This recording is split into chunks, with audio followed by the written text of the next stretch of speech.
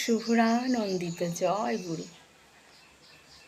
পরম দয়াল পরম প্রেমময় শ্রী শ্রী ঠাকুরের নারীনীতি গ্রন্থের একটি বাণী।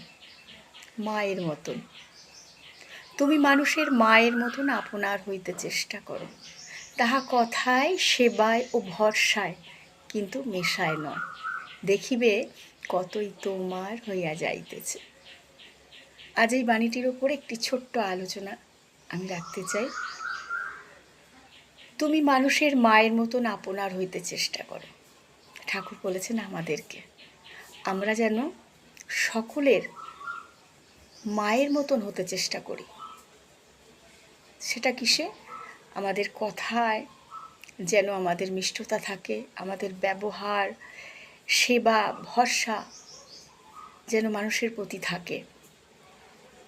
আমি যে কথাটা দেব সে কথাটা যেন আমার কথার মধ্যে যেন কোনো ছল চাতুরি না থাকে। কথায় যেন একটা মানুষকে ভরসা দিতে পারি, আমার কথায় মানুষ যেন স্বস্তি পায়, তৃপ্তি পায়, আনন্দ পায়, তার সেবাটুকু যেন দিতে পারি। কেউ একজনের পাশের বাড়ির কেউ হয়তো অসুস্থ হয়েছে, একজন ডাক্তারের খোঁজ দিলাম। কেউ হয়তো কোনো বয়স্ক মানুষ পাশ দিয়ে যাচ্ছে একটা বাজারের ব্যাগ নিয়ে, তার ব্যাগটা যদি হাতে ধরে নিয়ে তার বাড়ি পর্যন্ত পৌঁছে দিই, এগুলোকে বলে সেবা। হাত পা টিপে এগুলোকে সেবা বলে না। সেবা এটাই ঠাকুর বলছেন, প্রতিটি মানুষের পাশে দাঁড়ানোর জন্য। ভরসায় আমি যেন ভরসা দিতে পারি, হ্যাঁ আমি যেটা বলেছি সেটা আমি করব, সেটা যেন কার্যে পরিণত করতে পারি। মুখের এবং কথার যেন দাম থাকে। ঠাকুর বলছেন কিন্তু মেশায় নয়।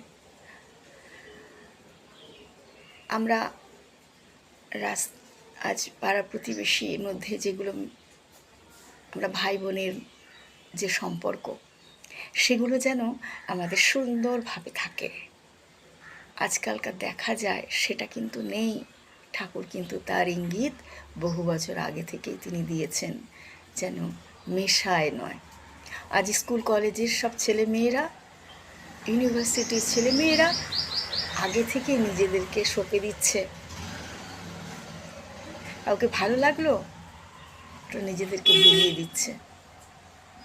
ঠাকুর এটাকে বারণ করে দিয়েছেন।